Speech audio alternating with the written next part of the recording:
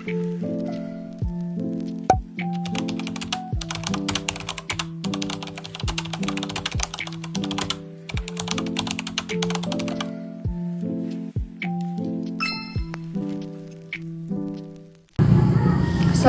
warahmatullahi wabarakatuh. Hai teman-teman semuanya, selamat datang kembali di channel ini. Perkenalkan, saya Rizka Daud dengan NPM 0227241136 dari Fakultas Ekonomi dan Bisnis, Program Studi Akuntansi, kelas 3A. Hari ini kita bakal ngobrol santai sebuah topik yang kalau didengar pertama kali mungkin kedengarannya kayak, wah ini materi kuliahan banget. Tapi santai aja, karena saya bakal jelasin ini dengan bahasa yang sangat sederhana biar kalian mudah mengerti. Jadi, kita akan bahas tentang transformasi peran Bank Indonesia setelah hadirnya Otoritas Jasa Keuangan atau OJK. Sebelum mulai, tahu nggak sih kalian apa itu Bank Indonesia atau BI? Apa bedanya Otoritas Jasa Keuangan dengan Bank Indonesia? Dan apa yang mereka lakukan bersama untuk negara kita? Kalau kalian pernah dengar tentang Bank Indonesia sama Otoritas Jasa Keuangan, mungkin yang kebayang di pikiran kalian adalah Bank Indonesia itu yang mengurus uang, sedangkan OJK yang mengurus bank. Tapi sebenarnya tidak sesederhana itu. Bayangin gini, Indonesia itu kayak sebuah kerajaan besar. Di kerajaan ini ada banyak sekali rakyat yang melakukan aktivitas ekonomi seperti jual beli, menabung, meminjam uang, berinvestasi, dan lain-lain hal yang berhubungan dengan uang. Nah, di dalam kerajaan ini ada dua tokoh besar. Bank Indonesia sebagai sang penjaga stabilitas kerajaan, sedangkan Otoritas Jasa Keuangan itu sebagai pengawas semua lembaga keuangan. Dua tokoh ini punya peran yang berbeda, tetapi saling berkaitan. Dulu sebelum OJK lahir, BI itu punya peran yang lebih banyak. BI itu ibarat pahlawan multitasking yang mengatur moneter, mengatur bank, mengawasi bank, menjaga rupiah, dan mengurus sistem pembayaran. Sampai akhirnya pemerintah mikir kayaknya ini harus dipisah deh. Bank Indonesia fokus ke moneter saja, sedangkan pengawasan keuangan biar lembaga yang baru yang mengurus. Dan dari sini muncullah Otoritas Jasa Keuangan. Sebelum lanjut, jangan lupa like dulu videonya, subscribe biar kalian gak ketinggalan konten seru lainnya, dan share kalau kalian rasa video ini bermanfaat. Dan tanpa berlama-lama, kita langsung saja ke pembahasannya. Jadi, Bank Indonesia itu bukan sekedar muncul tiba-tiba.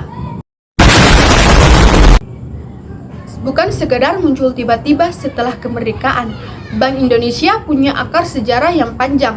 Versi modernnya berdiri pada tahun 1953. Tapi sebenarnya pendahuluannya adalah Bank Hindia Belanda atau Bank of Java yang eksis sejak pada masa kolonial.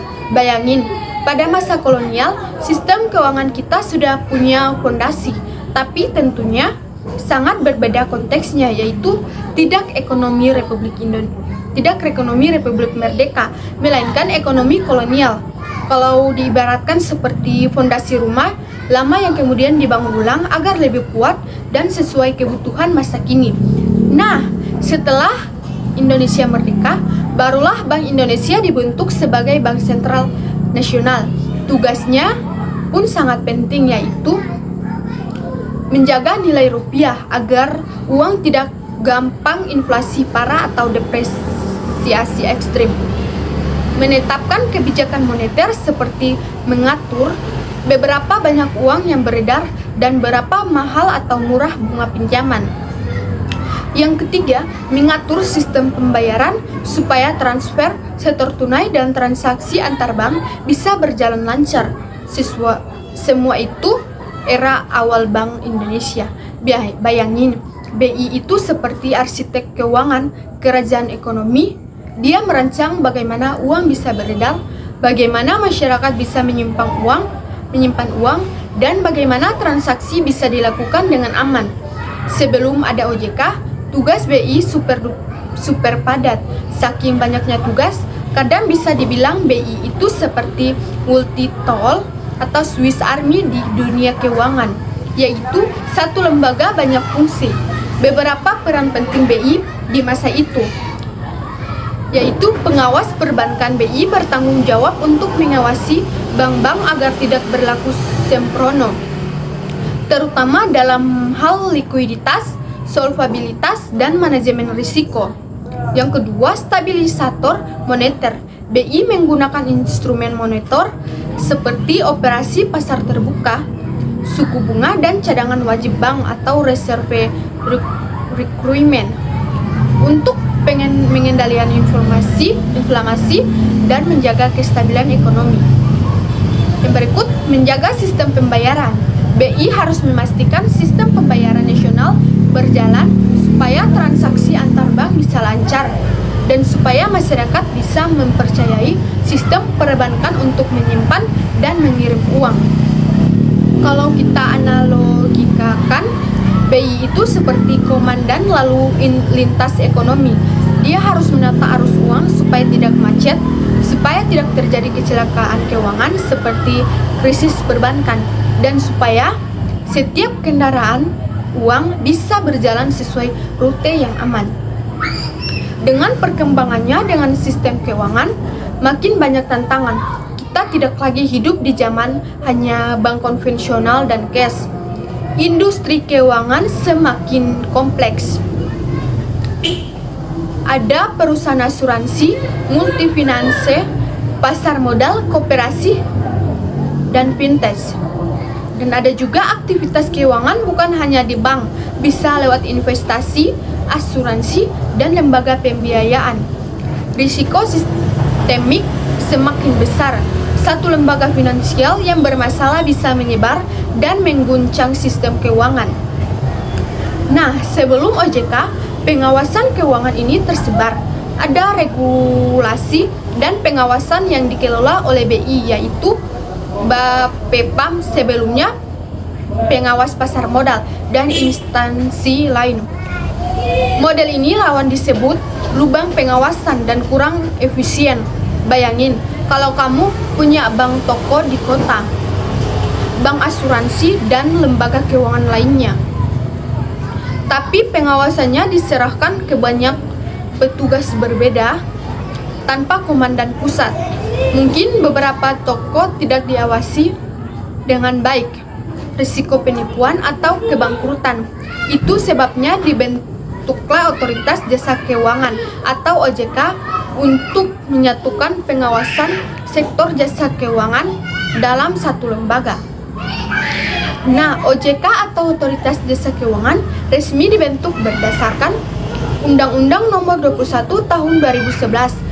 Tujuan utamanya untuk melindungi konsumen, yaitu kita semua yang menggunakan jasa keuangan, dan memastikan stabilitas sistem keuangan secara keseluruhan. Artinya melindungi konsumen, misalnya kamu mau rekening di bank atau membeli asuransi atau investasi di saham. Kamu pasti pengen tahu kan, apakah lembaga itu aman atau tidak?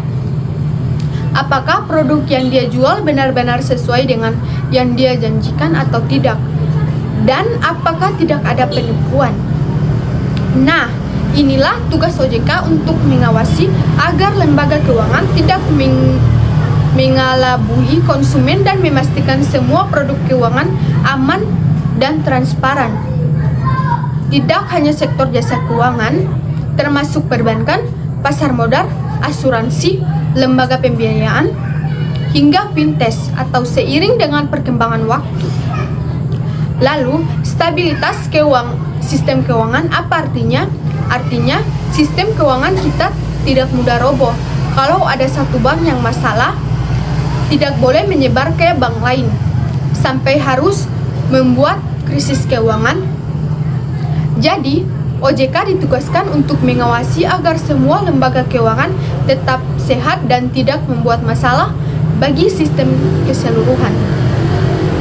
Di puncak dari proses ini terjadi pada tanggal 31 Desember di tahun 2013 ketika BI secara resmi menyerahkan fungsi pengaturan dan pengawasan perbankan kepada OJK. Tapi perlu dicatat, meski pengawasan mikroprudensial yaitu pengawasan bank per bank secara individual dialihkan ke OJK, BI tetap menjaga pengawasan makroprudensial yang artinya BI tetap punya tanggung jawab besar dalam menjaga stabilitas sistem keuangan secara keseluruhan. Jadi, bukan BI mundur total, melainkan redistribusi tugas agar lebih efisien dan tangguh. Kehadiran OJK ini benar-benar membuat perubahan yang signifikan di dunia keuangan Indonesia. Sebelumnya, semua pengawasan hanya ada di Bank Indonesia, tapi sekaligus sekarang ada lembaga lain yang khusus mengurus itu. Jadi bisa fokus ke hal-hal yang lebih inti. Ini bagian yang paling menarik nih. Setelah OJK berdiri, peran BI sangat berubah dari yang dulu semua jadiin sendiri. Sekarang BI lebih fokus ke 3 hal utama, yaitu pengendalian inflasi, stabilitas nilai tukar rupiah, dan pengaturan sistem perbankan. Selain itu, BI juga berfungsi sebagai pengatur dan pembina sektor keuangan, bukan lagi sebagai pengawas langsung.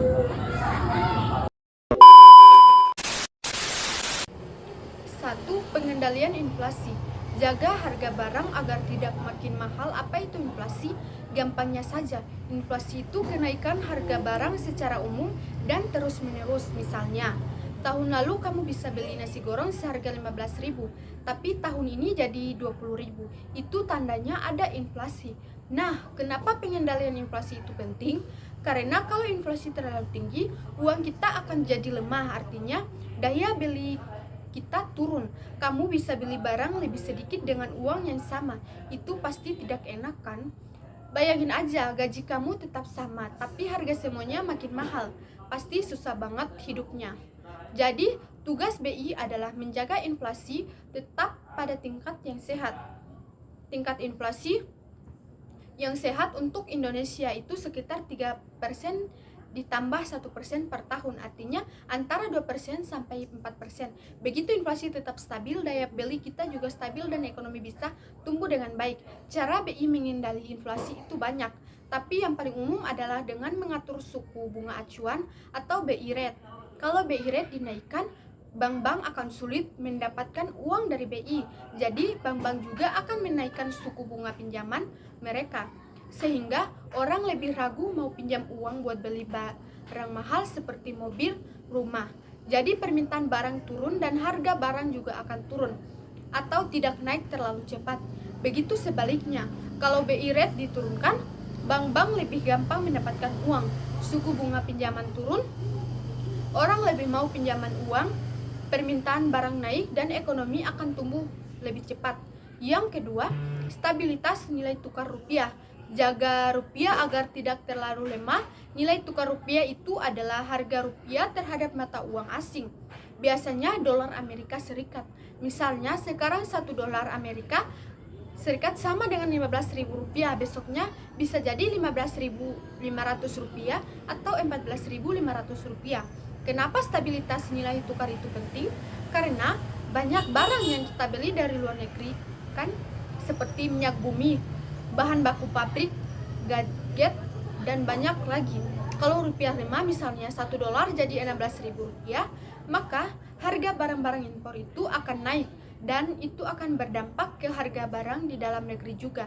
Misalnya, minyak bumi impor naik harga, maka harga BBM juga naik, yang kemudian membuat harga transportasi naik, dan akhirnya harga semua barang lain juga naik. Dan itu bisa membuat inflasi tinggi. Sebaliknya, kalau rupiah terlalu kuat juga tidak bagus, karena itu akan membuat barang kita yang diekspor ke luar negeri menjadi lebih mahal. Jadi, negara lain kurang mau beli barang kita. dan itu akan berdampak ke sektor ekspor kita yang akhirnya bisa membuat ekonomi tumbuh lambat. Jadi, tugas BI adalah jaga nilai tukar rupiah tetap stabil, tidak terlalu lemah dan tidak terlalu kuat. Cara BI melakukannya adalah dengan intervensi pasar mata uang, artinya BI akan beli atau jual dolar Amerika Serikat di pasar. Kalau rupiah mau lemah, BI akan jual dolar Amerika Serikat yang dia punya, sehingga permintaan rupiah naik dan nilai tukar rupiah juga lebih kuat. Kalau rupiah mau terlalu kuat, BI akan beli dolar Amerika Serikat sehingga permintaan dolar naik dan nilai tukar rupiah jadi lebih lemah. Yang ketiga, pengaturan sistem perbankan. Jaga sistem perbankan agar tetap sehat, mengatur struktur dan kerangka kerja sistem perbankan secara keseluruhan. Misalnya, BI akan menetapkan aturan tentang beberapa banyak modal yang harus dimiliki bank agar bisa beroperasi, modal minimum atau aturan tentang seberapa banyak uang yang bank harus simpan di BI, cadangan wajib, dan atau aturan tentang sistem pembayaran yang aman dan efisien seperti transfer antara bank dan lain-lain. Tujuan dari pengaturan sistem perbankan ini adalah untuk memastikan bahwa sistem perbankan kita tetap kuat dan handal. Jadi, kalau ada masalah ekonomi, bank tidak hanya mudah roboh karena sistem perbankan itu tulang punggung ekonomi Indonesia. Semua aktivitas ekonomi, mulai dari bisnis kecil sampai bisnis besar, butuh peran bank. Jadi kalau sistem perbankan sehat, ekonomi juga sehat. Sekarang kita ke bagian yang sangat penting, yaitu koordinasi antara BI dan OJK. Karena kalau mereka dua-duanya tidak mau kerjasama, pasti akan membuat kekacauan kan? Jadi koordinasi antara BI dan OJK itu sangat krusial untuk mencapai tujuan ekonomi yang stabil. Karena kebijakan moneter yang dibuat BI seperti pengendalian inflasi, stabilitas nilai tukar harus berjalan seiring dengan regulasi keuangan yang dibuat OJK seperti pengawasan bank-bank, perlindungan konsumen. Kalau ada ketidaksesuaian antara keduanya, bisa membuat kebijakan tidak efektif, bahkan bisa buat masalah. Misalnya, BI ingin mengundurkan kebijakan moneter, turunkan BI rate untuk mendorong pertumbuhan ekonomi, tapi kalau OJK terlalu ketat dalam mengawasi bank-bank bisa ragu mau meminjamkan uang ke masyarakat, sehingga kebijakan BI yang ingin mendorong pertumbuhan ekonomi tidak akan berjalan dengan baik, atau sebaliknya, OJK ingin memudahkan bank-bank meminjamkan uang untuk mendukung usaha kecil. Tapi kalau BI mengesampingkan kebijakan moneter, menaikkan BI rate, suku bunga pinjaman akan naik sehingga usaha kecil susah membayar cicilan. Jadi tujuan OJK juga tidak akan tercapai. Oleh karena itu, BI dan OJK harus selalu berkoordinasi dan berkomunikasi. Ada beberapa cara untuk mereka lakukan untuk berkoordinasi, seperti yang pertama, rapat bersama secara teratur. Mereka sering rapat untuk membahas masalah-masalah yang berhubungan dengan ekonomi dan sistem keuangan. Yang kedua, berkolaborasi dalam membuat kebijakan. Kadang mereka bersama-sama membuat kebijakan yang melibatkan kedua lembaga. Yang ketiga, berbagi informasi. Mereka saling berbagi informasi tentang situasi ekonomi dan sistem keuangan sehingga kedua lembaga bisa keputusan yang tepat. Dengan koordinasi yang baik, kebijakan moneter dan regulasi keuangan akan berjalan seiring, dan itu akan membantu menjaga kesehatan sistem keuangan serta stabilitas ekonomi Indonesia secara keseluruhan.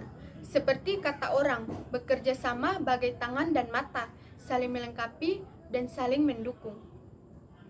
Sekarang kita ke bagian dampak dari transformasi peran BI dan kehadiran OJK terhadap sektor perbankan. Dan untungnya dampaknya sangat positif. Seperti kita ceritain tadi, sebelum OJK ada, pengawasan bank-bank hanya dari BI. Tapi karena BI punya banyak tugas lain, terkadang pengawasannya tidak sepenuhnya efektif. Tapi sejak OJK ada, Pengawasan ke bank-bank jadi lebih spesialis dan lebih ketat. Akibatnya, bank-bank di Indonesia sekarang lebih transparan dan lebih akuntabel. Artinya, bank-bank harus memberitahu secara jelas tentang kondisi keuangan mereka, produk yang mereka jual, dan biaya-biaya yang dikenakan. Jadi kita sebagai konsumen bisa lebih mudah memahami dan membuat keputusan yang tepat. Sedangkan akuntabel berarti bank-bank harus bertanggung jawab atas setiap keputusannya. Kalau ada kesalahan atau pelanggaran, mereka akan dikenakan sanksi dari OJK, sehingga bank-bank akan lebih hati-hati dalam menjalankan usahanya. Dampak lain yang positif adalah peningkatan kepercayaan masyarakat terhadap sektor perbankan. Kalau kita tahu bahwa bank-bank itu diawasi dengan ketat, transparan, dan akuntabel, kita akan lebih percaya untuk menyimpan uang di bank, atau meminjam uang dari bank, atau memanfaatkan produk keuangan lainnya. Dan peningkatan kepercayaan ini akan membuat sektor perbankan tumbuh lebih cepat dan lebih sehat. Contohnya saja, sekarang banyak orang yang mau buka rekening di bank, bahkan di bank digital yang baru muncul, karena mereka tahu bahwa bank-bank itu diawasi oleh OJK, jadi aman. Atau banyak orang yang mau investasi di reksadana atau saham, karena mereka tahu bahwa produk itu diatur oleh OJK, jadi tidak ada penipuan. Itu kan sangat bagus kan? Bagi kita sebagai konsumen, kita lebih aman. Bagi bank-bank, mereka lebih profesional. Dan bagi ekonomi Indonesia, sektor perbankan lebih sehat dan bisa mendukung pertumbuhan ekonomi. Meski ada banyak kemajuan yang bagus, BI dan OJK masih menghadapi tantangan yang tidak sedikit, karena dunia ekonomi dan keuangan itu selalu berubah, dan mereka harus terus beradaptasi. Yang pertama, perubahan teknologi. Makin cepat, makin sulit diatur sekarang ini. Teknologi berkembang dengan sangat cepat. Ada bank digital, fintech, dan banyak lagi. Ini membuat sektor keuangan makin modern dan mudah diakses, tapi juga tantangan baru. Misalnya, bank digital yang tidak punya cabang fisik, bagaimana OJK mengawasinya? Atau e-money yang banyak dipakai oleh masyarakat, bagaimana cara BI mengatur sistem pembayaran agar tetap aman dan efisien? Atau blockchain yang bisa digunakan untuk transaksi tanpa lembaga tengah, bagaimana cara kedua lembaga ini mengatur agar tidak ada penyalahgunaan? Perubahan teknologi ini membutuhkan BI dan OJK untuk belajar dan beradaptasi. Mereka harus membuat aturan dan kebijakan yang sesuai dengan perkembangan teknologi. Tanpa penghambat inovasi, ini tidak mudah, tapi harus dilakukan agar sistem keuangan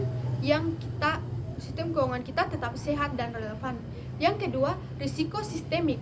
Bahaya yang bisa menyebar risiko sistemik itu adalah risiko yang bisa mempengaruhi seluruh sistem keuangan, bukan hanya satu lembaga keuangan. Misalnya, kalau ada satu bank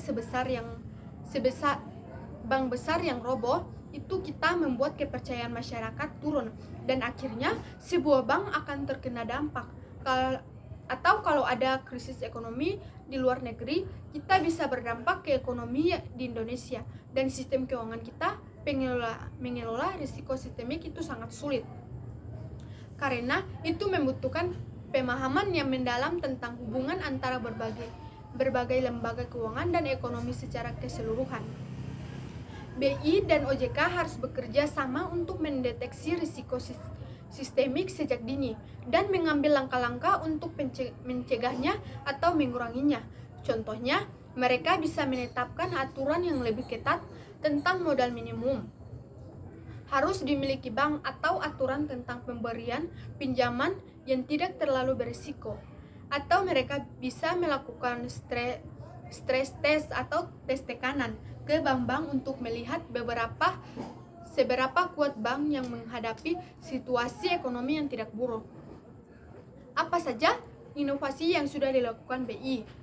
Inovasi yang sudah dilakukan BI yang pertama itu kebijakan moneter makroprudensial, jaga sistem keuangan tetap sehat.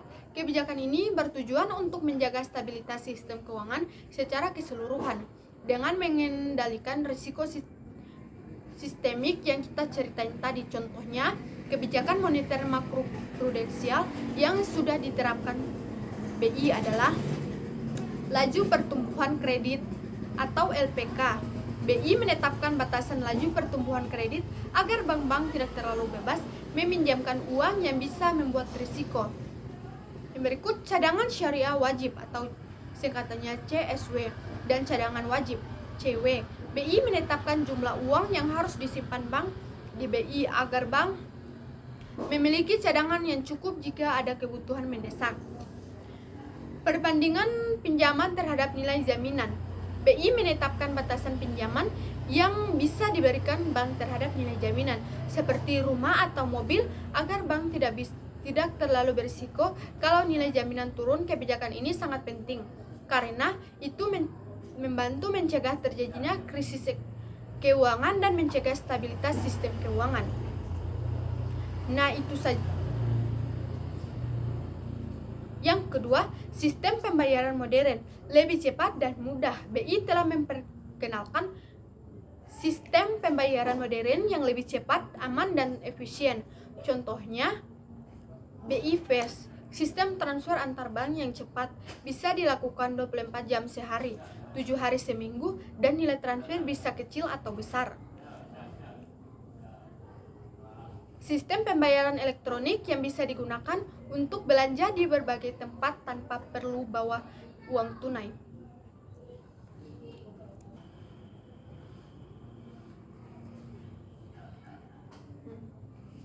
Oke, semuanya, kita sudah sampai di bagian akhir. Setelah ngobrol sepanjang ini, apa yang bisa kita simpulkan? Jadi, transformasi peran Bank Indonesia setelah kehadiran OJK itu adalah adaptasi yang sangat penting dalam menjaga stabilitas ekonomi Indonesia. Sebelum OJK, BI punya tugas yang terlalu banyak, sehingga sulit fokus ke hal-hal yang paling penting. Tapi setelah OJK ada, BI bisa fokus ke pengendalian inflasi, stabilitas nilai tukar, dan pengaturan sistem perbankan. Sementara itu, OJK fokus ke pengawasan dan pengaturan sektor jasa keuangan, serta perlindungan konsumen. Kerjasama yang baik antara BI dan OJK adalah kunci keberhasilan. Dengan berkoordinasi dan berkomunikasi, mereka bisa membuat kebijakan yang efektif dan efisien, yang akan menjaga kesehatan sistem keuangan dan stabilitas ekonomi Indonesia. Meskipun masih ada tantangan yang harus dihadapi, seperti perubahan teknologi, risiko sistemik, inklusi keuangan, dan globalisasi, BI dan OJK telah menunjukkan kemampuan untuk beradaptasi dan berinovasi. Mereka telah memperkenalkan sebagai kebijakan baru dan program yang bermanfaat bagi masyarakat. Selain itu, peran BI dalam edukasi dan literasi keuangan juga sangat penting. Karena dengan meningkatkan literasi keuangan masyarakat, kita bisa membuat semua orang lebih mampu mengelola keuangan mereka. Dan itu akan berdampak positif bagi ekonomi Indonesia secara keseluruhan. Semoga materi yang disampaikan hari ini bermanfaat buat kalian semua. Jangan lupa share video ini ke teman-teman kalian yang juga mau tahu tentang peran BI dan OJK. Dan jangan lupa klik like dan subscribe ya, biar kalian gak ketinggalan video seru lainnya. Terima kasih sudah nonton sampai akhir. Sampai jumpa di video selanjutnya. Wassalamualaikum warahmatullahi wabarakatuh.